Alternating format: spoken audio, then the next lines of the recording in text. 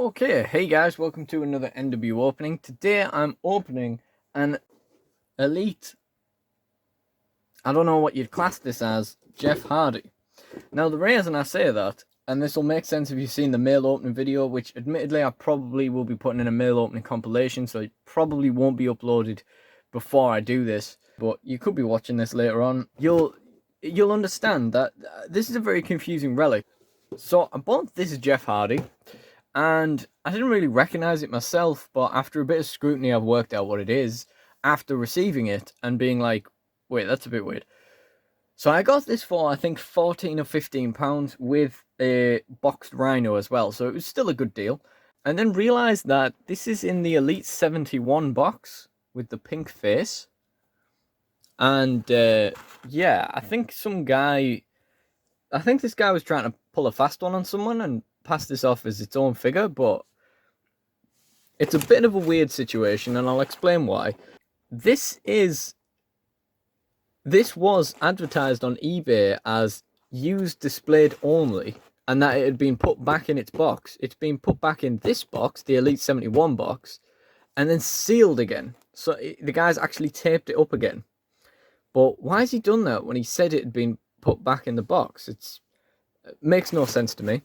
And eventually I worked out what this is. This is the Elite 71 head on the Elite 67 body. So clearly some guys bought the Elite 67 and the Elite 71 and wanted the pink heads and the pink body, but wanted the blue head as well, which isn't going to color coordinate with the pink body, but whatever. It's given us a spare head and stuck it on the Elite body. But regardless, this is actually a really nice figure. Like, it looks really good anyway.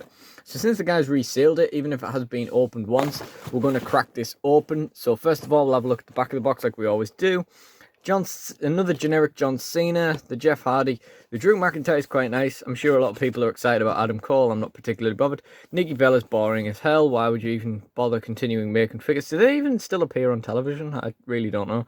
And Big Show, Attitude Era Big Show. This is the big one in the series for me, I think. Although I still haven't bought him, to be honest with you. It's actually not a bad series at all between the Drew, the Jeff, the Big Show, and I'm sure the Adam Cole's very popular. It's, pretty good series actually. So anyway, let's crack open this Elite 71 and 67 Jeff Hardy. It appears to be in good condition, so that's good at least. Yeah.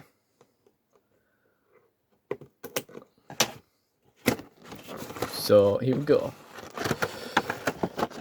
Again, this is another instance where it's a figure that I'm opening because it's already been opened and I don't want to build up my amount of boxed figures any more than it already is. So yeah, so there's the figure in the bubble and we'll just poke him out.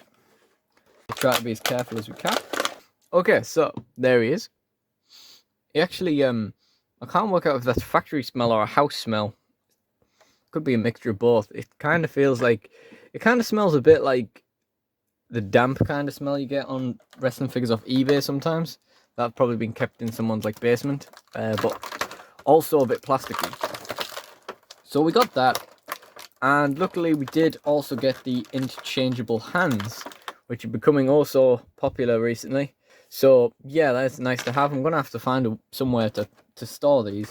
So just taking the figure out of the plastic, I noticed this shoulder is really loose. Actually, it's not too bad. Now I'm moving it. It's, if you compare it to the other one though, it's like ridiculous. The head also looked quite loose. I guess it's not so bad. This actually really isn't a bad head. I'm really not mad about the face paint heads at all, because the face paint heads tend to have open mouths, and I'm really not a fan of open mouth head scans as a general rule. He's got the really nice oh god, look at that, like his arm does move. That's not good. He's got the really nice sort of paint down the side of his arms. There's really good attention to detail on the tattoos in these figures. As you can see on his neck as well. Obviously the face paint and the paint in general, the arm paint is really nice as well. It's quite a cool figure, this. Even if it is a bit of a custom job, and I assume the dregs of a custom job, it's quite cool. And the joints seem to be okay. That wrist is a bit loose. Ab seems fine. Waist is lovely and tight. Shoulders okay. That's quite nice. The legs nice and stiff. So let's just break them. Because as soon as you move the leg joints of these Mattel figures, they're like instantly loosen. But the joints themselves seem pretty good.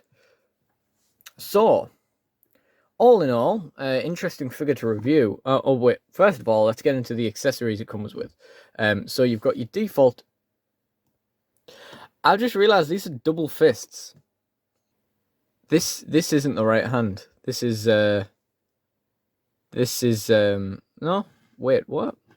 These are the right hands. Did this guy?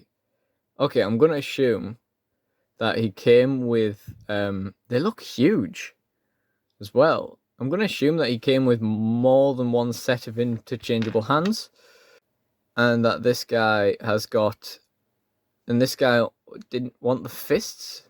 Are the two hands even the same size? Right, come here. This is starting to become a bit of a problem because this is a killer.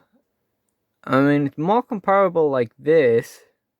I gotta look into this. Oh my god, this actually wasn't the guy. It comes with two fists and two pose hands. Like, there's no open hand or anything. So that's interesting.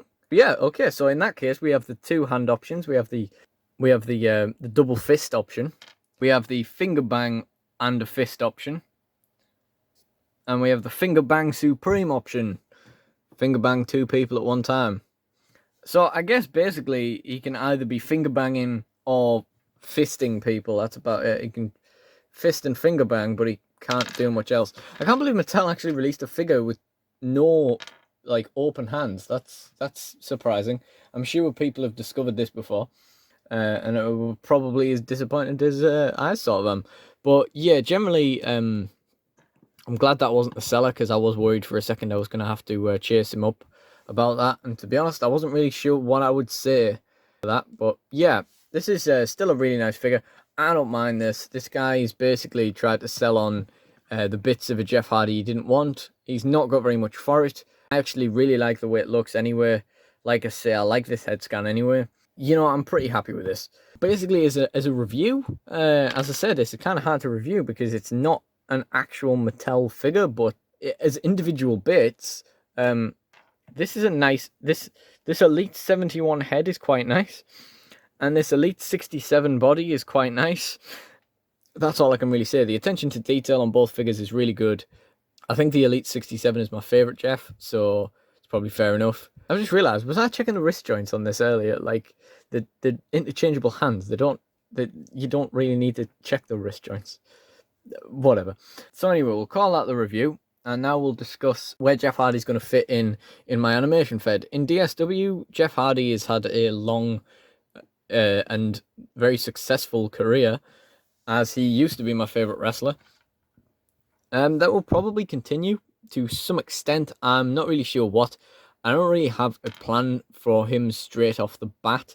He is going to team with Matt more or less straight away. That's more or less how he's going to come in. I don't think I'm then going to keep him in the tag team division. He's probably going to be a tag team option if I need them, but I'm probably not going to. He's probably going to be more of a singles wrestler, as is Matt for that matter. But yeah, he's going to do pretty well for himself, I'm sure. Yeah, we'll see how we get along animating with him with the no open hands. Alright, this has been Action Figure Corner. Thanks for watching this NWO opening, and keep finger banging.